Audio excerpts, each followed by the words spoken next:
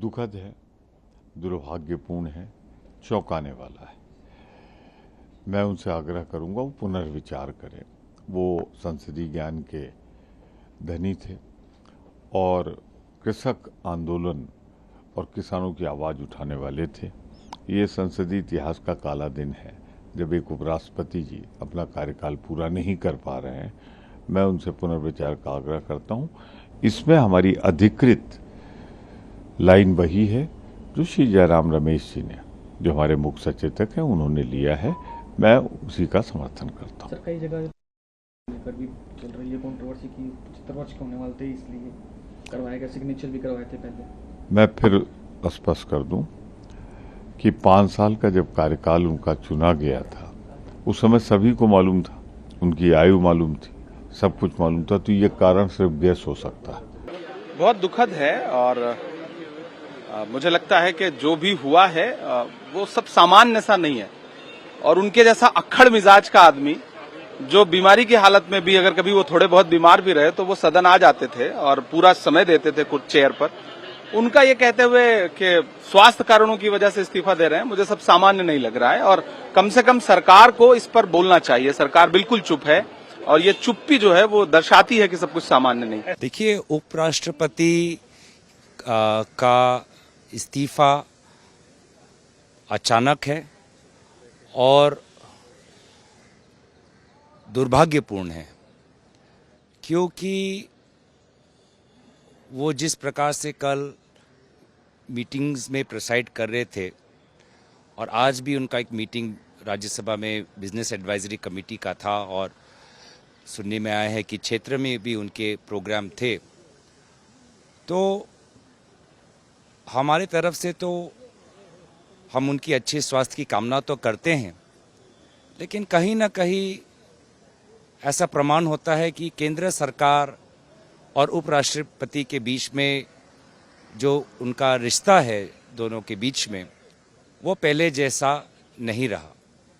क्योंकि कल के बीएसी मीटिंग में केंद्रीय मंत्री भी नहीं थे, अब तक प्रधानमंत्री मोदी जी की तरफ से कोई बयान भी नहीं। केंद्र सरकार हमको ये नहीं बता पा रही कि किस प्रकार से देश आगे बढ़ेगा अगले उपराष्ट्रपति के संदर्भ में। तो कहीं ना कहीं जो एक संतुलन होना चाहिए था, जो एक तैयारी होनी चाहिए थी, वो नहीं है। और ये साफ दर्शाता है कि कहीं ना कहीं जो रिश्ता केंद्र सरकार और उपराष्ट्रपति के बीच में जो पहले जैसा था, अब वैसा नहीं है। और इसीलिए जहां हम उपराष्ट्रपति के अच्छे स्वास्थ्य की कामना करते हैं, वहीं हम केंद्र सरकार से स्पष्टीकरण मांगते हैं कि क्या उनको पहले सूचना थी कि उपराष्ट्रपति अपने स्वास्थ्य के कारण इस्तीफा देने वाले थे, और अगर सूचना नहीं थी तो इस प्रकार का असमंजस क्यों। उपराष्ट्रपति जी हट्टे कट्टे दिख रहे थे कल सुबह। हाउस तो बड़ा अच्छा चला। कल सुबह उन्होंने बहुत बड़ा दिल से सबसे बात की, मीटिंग भी कर लिए।